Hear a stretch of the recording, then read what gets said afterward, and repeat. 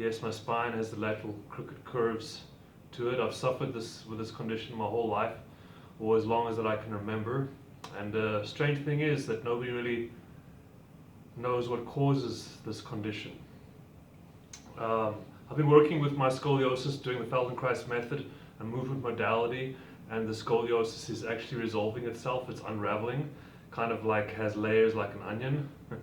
And the more the layers that come off, the more it stinks. I used to think that these postural deformities were caused from us sitting at a desk for 12 hours a day when we were little.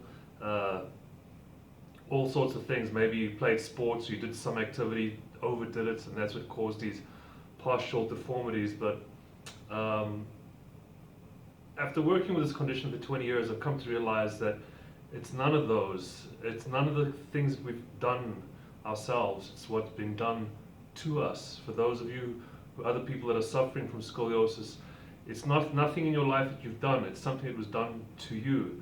And if we take a look at the emotions, when a child's learning to move in their bodies, fear is a very peculiar emotion. Fear is the only emotion that will inhibit movement.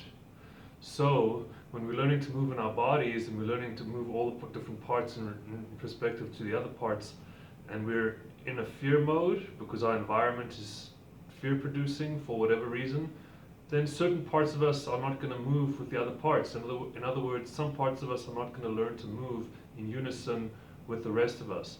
And all I can say is that with my scoliosis, I've noticed that when I'm laying on the floor and I want to just roll over, if I go slowly, I can feel the ribs want to turn, and then I get to a certain rib that doesn't want to turn. It wants to stay fixed where it's at, and then everything else has to move around that rib.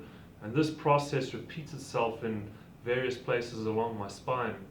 So it's pretty evident to me by now that the reason why these ribs are not moving is because when I was learning to move and learning to roll over as a child, I was being raised in an environment of fear, which tells me then that it's not the child that needs to see the doctor when these things happen, it's actually the parents that need to be seeing the doctor.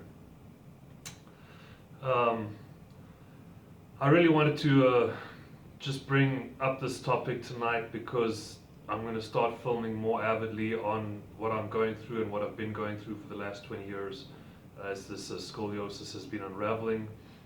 Some of the things that have happened to me have not been pleasant, although the overall picture is always improving. So I'm going to be sharing some personal things with my followers. Please don't be grossed out or disgusted. I will warn you on the headings of the cuts that I make that if it's something's going to be gross or not. But all right, thanks for joining me, and stay tuned to learn more about this terrible affliction called scoliosis.